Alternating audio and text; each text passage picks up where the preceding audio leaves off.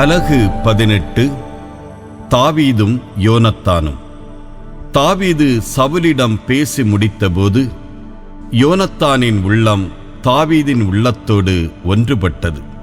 யோனத்தான் அவரை தம் உயிரென கருதி அவர் மீது அன்பு கொண்டிருந்தார். அன்று சவுல் தாவீதை தம்முடன் அழைத்துச் சென்றார். அவருடைய தந்தை வீட்டுக்கு திரும்பிப் போக இசைவு அளிக்கவில்லை. பின்பு யோனத்தான் தாவீதுடன் உடன்படிக்கை செய்து கொண்டார். ஏனெனில் அவரை தம் உயிரென கருதி அவர் மீது அன்பு கொண்டிருந்தார். யோனத்தான் தாம் அணிந்திருந்த மேலுடையை கழற்றி தாவீதுக்கு கொடுத்தார். அத்துடன் தம் அங்கி, வாள், வில், கச்சை ஆகியவற்றையும் கொடுத்தார். தாவீது சவுல் தம்மை அனுப்பிய இடமெல்லாம் சென்று வெற்றியை கொணர்ந்தார். அதனால் சவுல் அவரை படைத்தலைவராக்கினார். மக்கள் எல்லாரும், சவுலின் அலுவலர்களும் கூட இதை பெரிதும் விரும்பினார்கள். சவுலின் பொறாமை.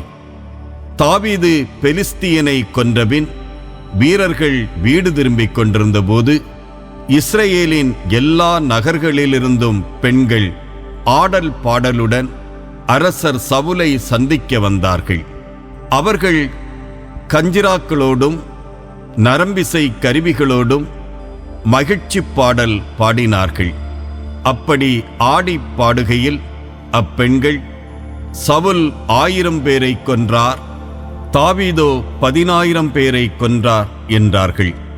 இந்த வார்த்தைகள் சவுலுக்கு அறவே பிடிக்கவில்லை. அவர் மிகவும் சினமுற்று, அவர்கள் தாவீதுக்கு 10,000 பேர் கொடுத்தார்கள், எனக்கோ 1000 பேர் மட்டுமே கொடுத்தார்கள். அவனுக்கு இன்னும் குறைவாக இருப்பது ஆட்சி ஒன்றுதான் என்று கூறினார். அன்று முதல் சவுல் தாவீதை பொறாமை கண்கொண்டு பார்க்கலானார். மறுநாளே கடவுள் அனுப்பிய தீய ஆவி சவுலை ஆட்கொள்ள அவர் தம் வீட்டில் பிதற்றினார். அப்பொழுது தாவீது ஒவ்வொரு நாளும் செய்வது போல் யாழ் எடுத்து மீட்டினார். சவுலின் கையில் ஈட்டி இருந்தது. நான் தாவீதை சுவரோடு சேர்த்து குத்துவேன் என்று சவுல் நினைத்து தம் ஈட்டியை அவர் மேல் எறிந்தார். ஆனால் தாவீது இருமுறை அதை தவிர்த்து விட்டார். ஆண்டவர் தம்மிடமிருந்து விலகி தாவீதுடன் இருந்ததனால் தாவீதுக்கு சவுல் அஞ்சினார். ஆதலால் சவுல் அவரை தம் முன்னின்று அகற்றி 1000 தலைவராக்கினார். தாவீது வீரர்களை முன்னின்று வழிநடத்தினார். ஆண்டவர் தாவீதுடன் இருந்ததால் அவர் செய்த யாவற்றிலும் வெற்றி கண்டார். அவர் பெரும் வெற்றிகளை குவிப்பதை கண்டபோது சவுல் அவருக்கு இன்னும் அஞ்சினார்.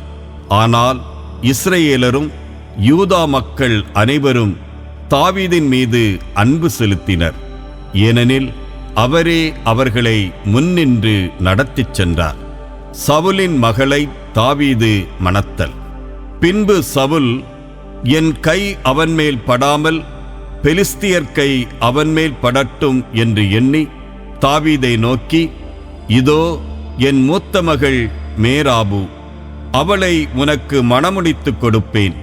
நீ மட்டும் வீரமுள்ளவனாக செயல்பட்டு ஆண்டவரின் படைகளை நடத்திச் செல் என்றார். அப்பொழுது தாவீது சவுலிடம், அரசரின் மருமகன் ஆவதற்கு நான் யார்? என் உறவினர் யார்? இஸ்ரேலில் என் தந்தையின் குலம் என்ன என்று கேட்டார். சவுலின் மகள் மேராவை தாவீதுக்கு மணமுடிக்கவிருந்த நேரத்தில் அவள் மெகோலாயனாகிய அதிரியேலுக்கு மனைவியாக அளிக்கப்பட்டாள். அதன்பின் சவுலின் மகள் மீக்கால் தாவீதின் மீது காதல் கொண்டாள். இது சவுலுக்கு அறிவிக்கப்பட்டபோது அவர் மகிழ்ச்சியுற்றார். நான் அவளை அவனுக்கு கொடுப்பேன், அவளும் அவனுக்கு கன்னியாக இருப்பாள், பெலிஸ்தியரும் அவனுக்கு எதிராக எழுவர் என்று சவுல் நினைத்து தாவீதை நோக்கி, இப்பொழுது என் 2ஆம் மகள் மூலம் நீ என் மருமகன் ஆவாய் என்று கூறினார். சவுல் தம் பணியாளர்களிடம் தாவீதோடு இரகசியமாய் பேசி, இதோ அரசர் உம்மீது விருப்பம் கொண்டுள்ளார், அவருடைய அலுவலர்கள் எல்லாரும் உம்மீது அன்பு கொண்டுள்ளார்கள். ஆதலால் நீர் இப்பொழுது அரசருக்கு மருமகனாயிரும் என்று சொல்லுங்கள் என்றார். சவுலின் பணியாளர்கள் அந்த வார்த்தைகளை தாவீதிடம் கூறினார்கள். அப்பொழுது தாவீது, அரசருக்கு மருமகனாவது உங்களுக்கு அவ்வளவு எளிதானதாய் தோன்றுகிறதா? நான் எளியவனும் தாழ்ந்தவனுமாய் உள்ளேன் அன்றோ என்றார். சவுலின் பணியாளர்கள் அவரிடம், தாவீது இவ்வார்த்தைகளை சொன்னான் என்றார்கள். அதற்குச் சவுல், நீங்கள் தாவீதிடம், அரசர் திருமண பரிசம் ஏதும் விரும்பவில்லை, அரசருடைய எதிரிகளை பழிவாங்கி பெலிஸ்தியரின் 100 நுனித் தோல்களை நீ கொண்டு வந்தால் போதும் என்று சொல்லுங்கள் என்றார். தாவீது பெலிஸ்தியர் கையில் அகப்பட்டு மடிய வேண்டும் என்பதே சவுலின் திட்டம். சவுலின் பணியாளர்கள் தாவீதுக்கு அந்த வார்த்தைகளை கூறியபோது, அரசருக்கு மருமகனாய் ஆவது குறித்து தாவீது மகிழ்ச்சியுற்றார். திருமண நாள் நெருங்கும் முன் தாவீது தம் ஆட்களுடன் சென்று பெலிஸ்தியரில் 200 பேரை கொன்றார். பின்னர் தாவீது அவர்களின் நுனித் தோல்களை கொண்டு வந்து அரசரின் மருமகனாகும் பொருட்டு அவற்றை அவரிடம் சரியாக எண்ணி வைத்தார்.